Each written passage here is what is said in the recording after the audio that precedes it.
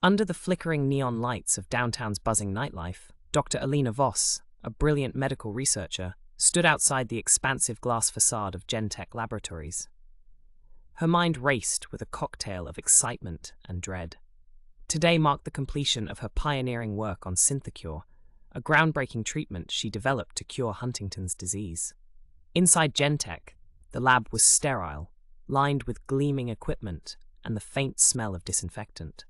Elena had dedicated her life to this project, sacrificing personal relationships and her own well-being. She believed Synthecure would change the world. But as the trials progressed, hidden discrepancies began to surface. Patients reported miraculous progress initially, but soon, distressing side effects emerged, severe neurological degeneration leading to fatal outcomes. Despite reporting these findings, the corporation pushed for a premature release, blinded by potential profits. Elena's reservations grew when her closest colleague, Dr. Marcus Freeman, suddenly disappeared after voicing similar concerns. Messages left unanswered, his office cleared out overnight. It was as if Marcus had never existed. Determined and fearful, Elena decided to dig deeper. Each step took her further into a web of corporate espionage, black market dealings, and unethical scientific practices. It was one night at Marcus's abandoned apartment that she found a hidden thumb drive tucked behind a loose tile in the bathroom. The drive contained encrypted files, but one document was accessible.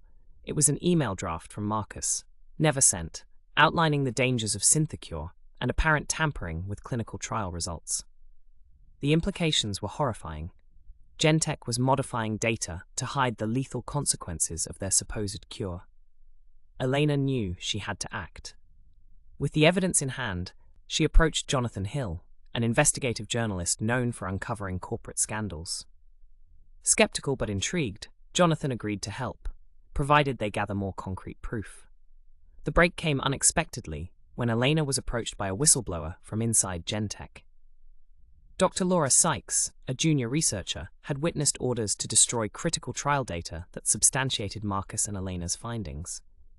Laura had secretly made copies of everything and, fearing for her life, handed them over to Elena. With the comprehensive data corroborated by Laura's testimony, Jonathan published a damning exposé. The story sent shockwaves through the medical community and the stock market, prompting immediate legal action against Gentech. The trial was a spectacle, drawing global attention. Elena took the stand, her voice unwavering as she recounted the development of Synthecure, the disturbing trial results, and Gentech's coercive tactics to suppress the truth. After weeks of intense proceedings, the judge ruled in favor of imposing sanctions on Gentech, halting Synthecure's production and distribution.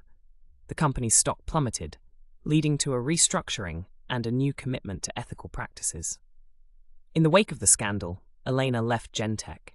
She collaborated with international health organizations to properly develop and test her treatment, ensuring it was safe before it could reach any patient. The world hailed her as a heroine, not only for her medical achievements, but for her courage to uphold the truth. The story of Synthecure served as a stark reminder of the ethical boundaries that must govern scientific advancement. Elena often thought about Marcus and the sacrifices made along the way. In medicine, as in life, she would say, the truth is the most potent cure.